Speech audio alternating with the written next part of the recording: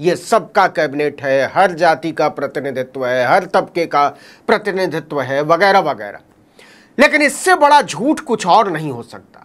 नरेंद्र मोदी ने एक बार फिर से साबित किया है कि वो देश के 20 करोड़ मुसलमानों की नुमाइंदगी नहीं करते। उनकी पूरी राजनीति मुसलमानों से नफरत पर टिकी हुई है। उनके कांग्रेस मुक्त भारत की अवधारणा दरअसल मुस्लिम मुक्त भारत की अवधारणा पर टिकी हुई है, और इसीलिए उन्होंने 71 मंत्रियों की अपनी कैबिनेट में एक भी मुसलमान को मंत्री नहीं बनाया।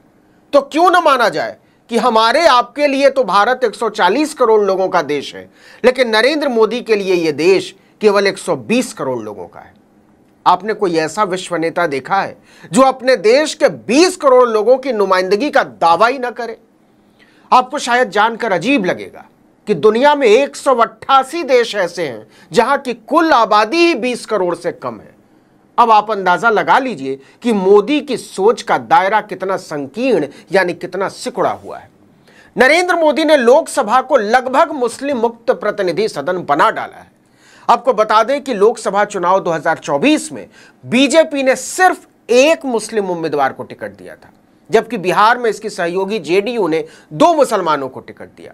नरेंद्र मोदी के हिंदुत्व या कहिए मुस्लिम विरोध का सामना करने के लिए सारे ही दलों ने मुसलमानों को प्रतिनिधित्व के मामले में हाशिए पर फेंक दिया। मतलब मुसलमानों का वोट तो सबको चाहिए, लेकिन उन्हें नेता नहीं बनाना।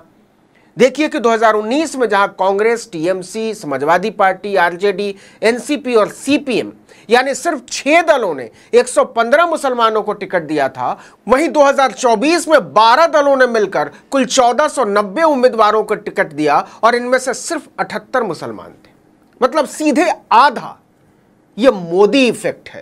तारिक अनवर, इमरान मसूद और ईशा खान चौधरी समेत कांग्रेस से 7 मुसलमान जीत कर आए। समाजवादी पार्टी से इकरा चौधरी और अफसाल अंसारी समेत 4 मुसलमान जीत कर आए। टीएमसी से 5 मुसलमान जीत कर आए। केरला की आईयूएमएल से 3, 2 मुसलमान फारूक अब्दुल्ला के नेशनल कॉन्फ्रेंस से जीते हैं। एआईएमआईएम से असदुद्दीन ओवैसी जीते और लद्दाख और बारामूला से 2 निर्दलीय मुसलमान जीते। आप उंगली पर गिन सकते हैं मुसलमान सांसदों को, कुल 24।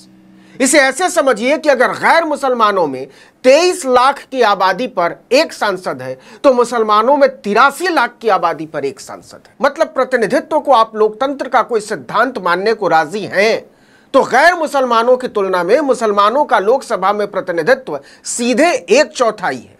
मंत्री की मैं बात नहीं कर रहा, सांसद की कर रहा। जो शर्मनाक है वो ये कि भाजपा ने सिर्फ एक मुसलमान को टिकट दिया, वो भी सिर्फ खानापूर्ति के लिए। मोदी चाहते तो किसी भी मुसलमान को मंत्रिमंडल में शामिल कर सकते थे बिना जीते हुए।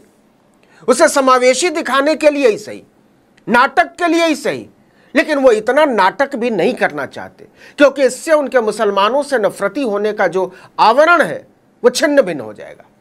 क्या आप इसे शर्मनाक नहीं मानेंगे कि दुनिया की सबसे बड़ी पार्टी बताकर इतराने वाली भाजपा मुसलमानों को न चुनाव लड़ाती है, न मंत्री बनाती है, न मुख्यमंत्री बनाती है, न गवर्नर बनाती है, एक को छोड़ दीजिए केरल की तो, और ना ही उन्हें लोकतंत्र के दूसरे संवैधानिक पदों के लायक समझती है। लेकिन नरेंद्र मोदी इस शर्म को अपना करिश्मा समझते हैं कि उन्होंने देश के 20 करोड़ लोगों को नीचा दिखाकर, उन्हें बेइज्जत करके, उन्हें हाशिए पर फेंक कर नेहरू का मुकाबला कर लिया है। मोदी चुनाव जीतकर कार्यकाल तो शायद एक और हासिल कर ले, लेकिन वो नेहरू जैसी उदारता, नेहरू जैसी ऊंचाई, नेहरू जैसी संवेदना, नेहरू जैसी विशालता और नेहरू जैसी वैचारिकता कहां से लाएंगे? यही लोकतंत्र के वो सरोकार हैं जहां नेहरू के सामने मोदी बहुत बौने हो जाते हैं।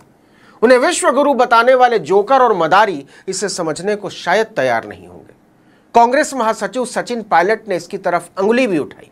उन्होंने मोदी के तीसरे कार्यकाल की कैबिनेट को लेकर सवाल खड़ा करते हुए पूछा कि उनकी कैबिनेट में एक भी मुसलमान मंत्री क्यों नहीं है।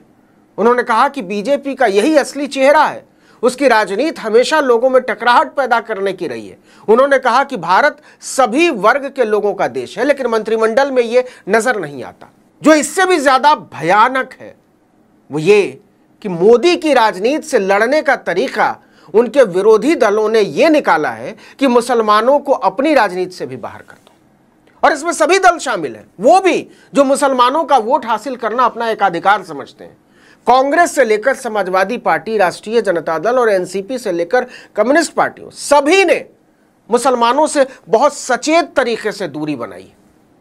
इन पार्टियों को भी लगने लगा है कि मुसलमानों को टिकट देने से भाजपा हिंदुओं का ध्रुवीकरण कर लेगी और बिना मुसलमानों को संसद से बाहर किए इससे निपटा नहीं जा सकता, मोदी से लड़ा नहीं जा सकता। देखिए कि कांग्रेस ने 328 सीटों पर उम्मीदवार खड़े किए 24 में और मुसलमान उतारे केवल 19। समाजवादी पार्टी ने सिर्फ 4 मुसलमानों को टिकट दिया, जबकि उत्तर प्रदेश में मुसलमानों का एक मुश्त समर्थन समाजवादी पार्टी और कांग्रेस को मिला है। 2019 में सपा ने 8 मुसलमान उतारे थे और 14 में तो समाजवादी पार्टी ने पूरे देश में 39 उम्मीदवारों को टिकट दिया था।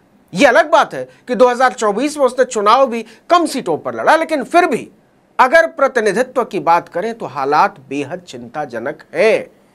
इसी तरह बिहार में मुसलमान वोट पर राष्ट्रीय जनता दल का वर्चस्व माना जाता है, लेकिन उसने केवल 2 मुसलमानों को टिकट दिया, जबकि 2019 में उसने 5 मुसलमानों को टिकट दिया था और 2014 में 6 मुसलमानों को।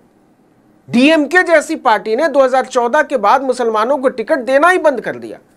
तृणमूल कांग्रेस ने 2014 में 24 मुसलमान उतारे थे, 2019 में यह संख्या लगभग आधी हो गई 13 और 2024 आते आते उसकी भी आधी यानी केवल 6।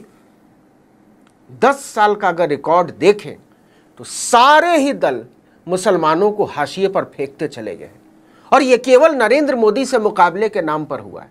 नतीजा यह हुआ है कि 2019 में 26 मुसलमान लोकसभा पहुंचे थे, वो भी कम था, और इस बार तो यह केवल 24 रह गया है। हम इस बहस में नहीं जाते कि यह जरूरी है या गैर जरूरी, लेकिन जो बुनियादी सवाल है वो ये कि अगर मोदी से मुकाबला करने के लिए उनके अघोषित मुस्लिम मुक्त संसद के सिद्धांत में उनका विरोध करने वाले भी डंके की चोट पर शामिल हो चुके हैं, तो फिर आप राजनीति में कौन सा अंतर खड़ा करने जा रहे हैं?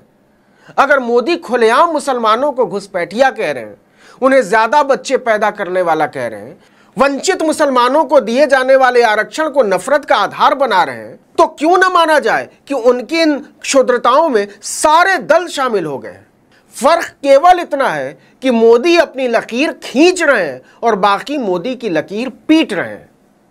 हम एक सवाल पर अपनी बात खत्म करते हैं। लोकतंत्र की सत्ता और सत्ता के लोकतंत्र के बीच खड़ा 20 करोड़ मुसलमान जाए तो कहां जाए? किससे मांगे अपने हिस्से की जमहूरियत? आपने उसे कहां का छोड़ा है? जरा दिल पर हाथ रखकर सोचिएगा। मुसलमानों को इस बेचारगी के दलदल में फेंकने के अपराध में क्या हम सब शामिल नहीं हो गए?